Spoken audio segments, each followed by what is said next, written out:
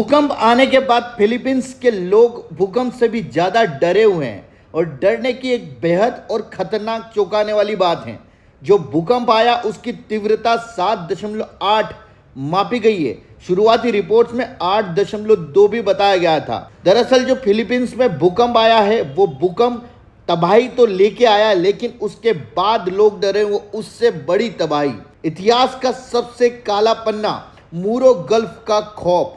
वैज्ञानिकों के अनुसार यह भूकंप उसी फॉल्ट लाइन कोटाबातो स्ट्रेट पर आया है जिसने 1976 में फिलीपींस के इतिहास का सबसे विनाशकारी मूरो गल्फ भूकंप और सुनामी पैदा की थी, जिसमें 8,000 से ज़्यादा लोग मारे गए थे। बुजुर्गों को वह पुराना मंजर याद है और यही ऐतिहासिक खौफ आज की पीढ़ी के मन में भी बैठ गया कि कहीं इतिहास खुद को दोहरा न दे। फिलीपींस के लिए यह आपदा दोगुनी मार लेकर आई है। एक तरफ जहां जमीनी मलबे में जिंदगियां तलाशी जा रही हैं, वहीं दूसरी तरफ समुद्र की लहरों का खौफ और लगातार कांपती धरती ने लोगों को रात भर सोने नहीं दिया। आसान भाषा में आपको समझाते हैं पुराने एक वीडियो से, जिसमें एक सुनामी आई थी और आज फिलीपींस के लोग इतना क्यों डरा हुआ है। इस पुराने वीडियो के माध्यम से मैं आपको समझाने वाला हूं कि आखिर सुनामी से इतने लोग क्यों डरे हुए हैं। दरअसल सुनामी जापानी भाषा का एक शब्द है जिसका अर्थ है बंदरगाह की लहरें।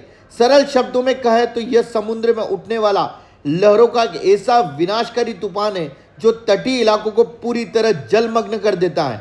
जब समुद्र के अंदर जमीन के नीचे अचानक कोई बहुत तेज भूकंप आता है तो समुद्र की तली ऊपर या नीचे खिसक जाती है।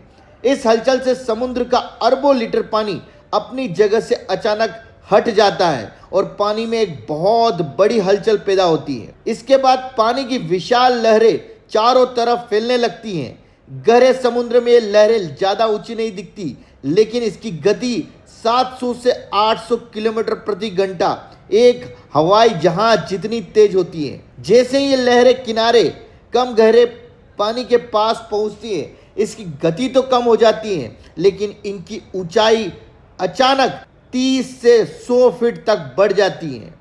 यह पानी की एक चलती फिरती विशाल दीवार की तरह तट से टकराती है और सब कुछ बहा ले जाती है। फिलीपींस के मिंडानाओ और जनरल सेंटोस शहर के लोगों में इस समय दशहरे का माहौल है। इसके पीछे सुनामी आने का सबसे बड़ा कारण है। भूकंप का केंद्र समुद्र के नीचे कोटाबातो ट्रेन के पास था। भूकंप आते ही तुरंत सरकार ने 9 प्रांतों में सुनामी की चेतावनी जारी कर दी, जिसके बाद तटीय इलाकों में भगदड़ मच गई और लाखों लोगों को तुरंत अपना घर छोड़कर ऊंचाई वाले इलाकों की तरफ भागना पड़ा।